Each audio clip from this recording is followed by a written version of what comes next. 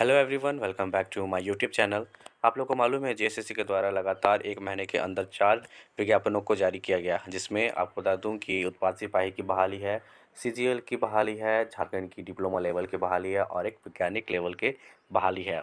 आपको बता दूं कि जेएसएससी के द्वारा नियुक्ति नहीं विवादों के लिए विज्ञापन जारी किया जा रहा है, क्योंकि जिस प्रकार से चारों विज्ञापन जारी किए गए हैं उसके साथ ही जो विवाद है, सभी विज्ञापनों के साथ कुछ न कुछ विवाद सामने देखने को मिल रहा है। जिस वर्ष राज्य में नौकरी देने की बात कही गई थी, उस वर्ष राज्य को नई नियुक्ति नियमावली सिर्फ मिली, वह भी पूरी सही तरीके से नहीं मिल पाई। अब वहीं आपको बता दूं कि नए साल की शुरुआत में राज्य में विज्ञापन निकालना शुरू किया गया, लेकिन हर विज्ञापन के साथ जो विवाद सामने आ रहा है उससे यही लगता है कि झारखंड कर्मचारी चयन आयोग की ओर से जितने भी विज्ञापन निकाले गए हैं उसका मकसद सिर्फ नौकरी ना देकर के विवादों को जन्म देना है। फिलहाल झारखंड कर्मचारी चयन आयोग की ओर से जूनियर इंजीनियर की नियुक्ति परीक्षा के लिए विज्ञापन निकाला गया है। सामान्य स्नातक योग्यताधारी संयुक्त प्रवेश परीक्षा के लिए विज्ञापन निकाला गया है। वैज्ञानिक सहायक परीक्षा के लिए और उत्पाद सिपाही नियुक्ति परीक्षा का विज्ञापन भी जारी कर दिया गया है। इन जारी विज्ञापन में एक भी ऐसा विज्ञापन नहीं है जिससे कोई विवाद अछूता रहा होगा। सबसे पहले बात कर लेते हैं झारखंड के सामान्य स्नातक योग्यताधारी संयुक्त प्रतियोगिता परीक्षा यानी सीजीएल के बारे में, जिसमें आपको बता दूं कि जेएसएससी की ओर से जारी किए गए इस नियुक्ति परीक्षा के विज्ञापन से 4 विभिन्न पदों पर बहाली की जानी है। कुल 956 पदों पर नियुक्ति होगी। इस विज्ञापन के जारी होते ही कई विवाद सामने आ गए। पहला विवाद आवेदन के लिए निर्धारित उम्र सीमा को लेकर था। यह वही विज्ञापन है जिसके लिए चौथी बार एप्लीकेशन फॉर्म को भरा जाने का यहाँ पर नोटिफिकेशन जारी किया है जेएसएससी ने।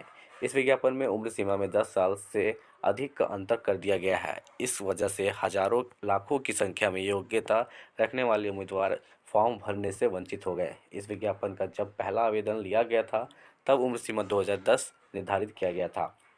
इस विज्ञापन का दूसरा विवाद जनजातीय और क्षेत्रीय भाषा को लेकर है। इसके अंतर्गत कोटा विषय के सिलेबस को दूसरी बार बदल दिया गया है। इस विज्ञापन का तीसरा आवेदन शुल्क को लेकर के भी है।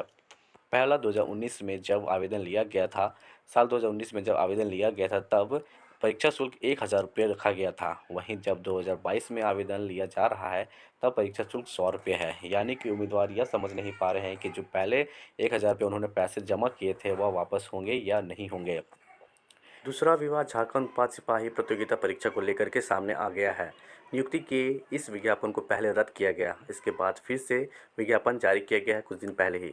इस विज्ञापन के जारी के जरिए 583 पदों पर बहाली होनी है। इसके लिए जो नियुक्ति परीक्षा ली जाएगी, विवाद इसी परीक्षा पैटर्न को लेकर है। बताते चले कि राज्य सरकार ने नियुक्तियों में क्षेत्रीय और जनजातीय भाषा को अनिवार्य किया है। राज्य सरकार की ओर से क्षेत्रीय और जनजातीय भाषा सूची में भोजपुरी मगही भाषा को शामिल किया गया है, लेकिन झारखंड उत्पाद सिपाही प्रतियोगिता परीक्षा में इन दोनों विषयों को हटा दिया गया, जबकि स्नातक स्तरीय प्रतियोगिता परीक्षा में इन दोनों को रखा गया है। साथ ही आपको बता दूं कि उत्पाद सिपाही प्रतियोगिता परीक्षा में बहुत सारे विद्यार्थी के लिए जो उम्र सीमा रखी गई है वह भी बहुत कम कर दी गई है। 2018 में फॉर्म भरे थे वे भी अब वंचित हो गए हैं और वे फॉर्म फिल नहीं कर पा रहे हैं, और इस प्रकार से लगभग 1 लाख से भी ज़्यादा विद्यार्थी उत्पाद सिपाही की फॉर्म को भर नहीं पा रहे हैं। तो इन तमाम चीज़ों को देखते हुए सरकार को जेएसएससी को सोचना चाहिए कि किस प्रकार से वे इस बार जो विज्ञापन जारी कर रहे हैं उसके द्वारा विद्यार्थियों को नौकरी देंगे। आपका क्या कहना है इन तमाम चीज़ों के बारे में, हमें कमेंट करके जरूर बताइए। इसी के साथ मैं इस वीडियो को समाप्त करता हूँ। अगर आपको वीडियो अच्छा लगा हो तो वीडियो को लाइक और शेयर जो करिए। हमारे चैनल पहली बार आए हैं तो प्लीज़ हमारे चैनल को सब्सक्राइब जरूर करिएगा। धन्यवाद।